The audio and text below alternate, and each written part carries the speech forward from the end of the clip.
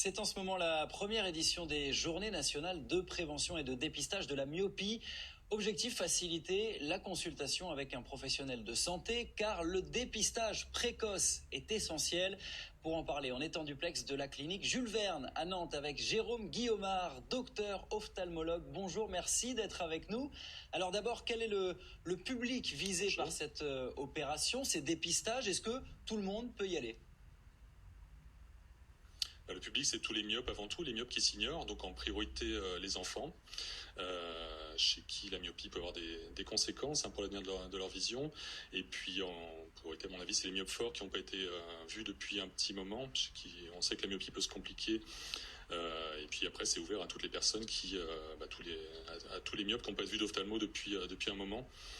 Et le but, c'est aussi de dépister des myopes qui s'ignorent. Donc, Alors gens qui voient pas bien de loin, en fait. Vous parliez des enfants, en effet, la myopie progresse assez fortement chez les jeunes, mais globalement, elle est en augmentation au sein de la population. Selon une étude, 36% des Ligériens se déclarent myopes, ça veut dire un tiers de la population. Comment est-ce qu'on l'explique ? Oui, ça va encore augmenter. Les projections, c'est la moitié, 50% en 2050. Alors en fait, il y a des facteurs à la myopie héréditaire et des facteurs environnementaux. Et les facteurs environnementaux sont de mieux en mieux cernés. On connaît de mieux en mieux les mécanismes qui provoquent ou qui favorisent la myopie. Il y a l'activité de près. Il y a l'activité en extérieur aussi qui préserve de la myopie. Et on sait que on utilise de plus en plus la vision de près, sur les écrans notamment.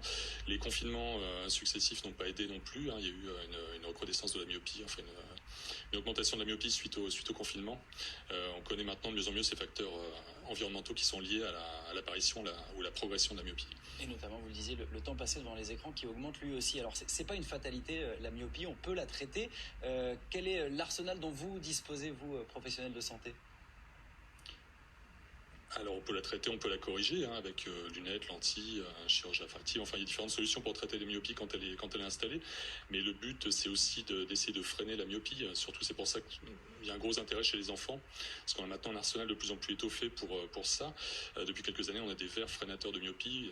On a des études de plus en plus robustes et notre pratique nous montre qu'effectivement, ça permet de freiner la myopie. Le but, c'est pas d'arrêter la myopie. Le but, c'est d'éviter que la myopie soit trop importante. En fait, au final, quand la myopie arrêtera d'évoluer, que l'enfant n'est pas, le futur adulte n'est pas une myopie trop importante. On sait que tout ce qu'on gagne en myopie, c'est des complications en moins pour l'avenir.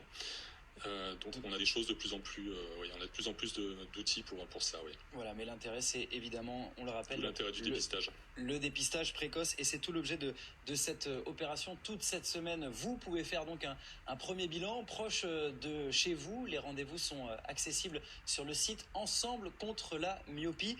Merci infiniment, docteur Guillaumard, d'avoir été en direct avec nous ce midi dans le 12-13.